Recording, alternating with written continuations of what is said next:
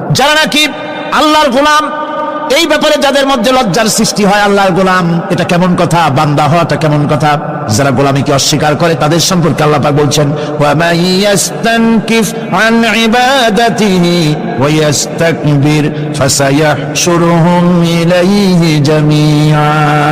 কেউ যদি আল্লাহর বন্দেগী করার ব্যাপারে লজ্জা পোষণ করে, যদি লজ্জার কারণ মনে করে, অহংকার করে, গৌরব করে, তাহলে তারা পালাবে কোথায়, যাবে কোথায়? আমি কিয়ামতের দিন সবগুলিকে এক জায়গায় করে ফেলবো।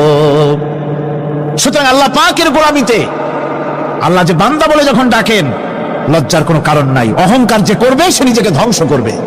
আল্লাহ পাক সব নবীদেরকে নিজের বান্দা বলেছেন। নবীরা কি আল্লাহ পাকের বান্দা।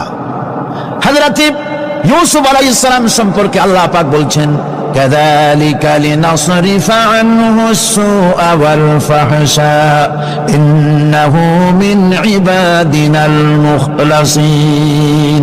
এরূপই ঘটলো যাতে আমি ইউসুফ আলাইহিস সালামকে, আমার বান্দা, তাকে আমি নির্লজ্জতা ইত্যাদি থেকে আমি রক্ষা করেছি। নিশ্চয়ই হযরত ইউসুফ ছিল আল্লাহ পাকের বান্দা, আল্লাহ পাকের আব্দ। রাসূল করিম সাল্লাল্লাহু আলাইহি ওয়াসাল্লাম তিনি হচ্ছেন সর্বশ্রেষ্ঠ আল্লাহর পয়গম্বর। তার থেকে শ্রেষ্ঠ নবী আর কি কেউ আছে? জোরে বলেন আছে? তার থেকে মাহবুব, তার থেকে শ্রেষ্ঠ আল্লাহর কাছে আর কেউ নাই। সেই নবীকে আল্লাহ রাব্বুল আলামিন কোরআনে কারীমের ভিতরে তাকে আব বলেছেন। কি বলেছেন? অনেকগুলি আয়াত আছে যে আয়াতের ভিতরে আল্লাহ পাক তার নাম নেন নাই, নবী বলেন নাই, রাসূল বলেন নাই, শুধু বলেছেন আব। যেমন ফাআওহা ইলা আবদিহি মা আওহা, অতঃপর তার বান্দার নিকট যা ওহী করার ছিল তা তিনি করলেন। সেই বান্দাকে মুহাম্মদ সাল্লাল্লাহু আলাইহি ওয়াসাল্লাম।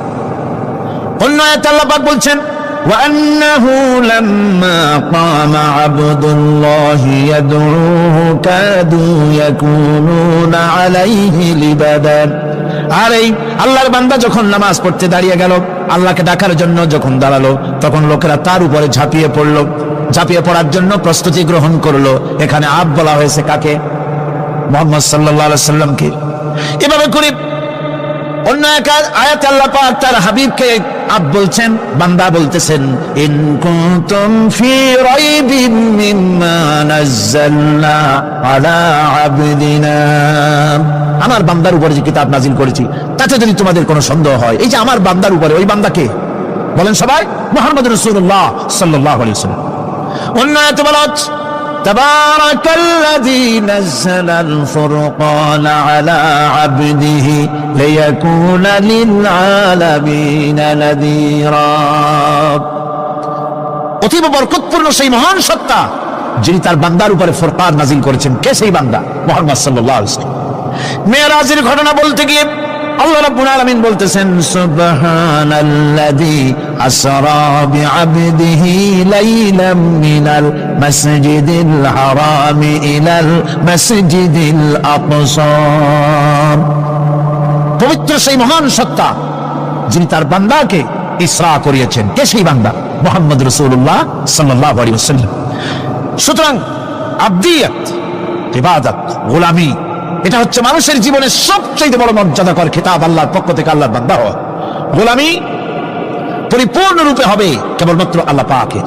এই গোলামির জন্যই আল্লাহ পাক আমাদেরকে সৃষ্টি করেছেন, অন্য কোনো কাজে আমাদেরকে সৃষ্টি করেন নাই।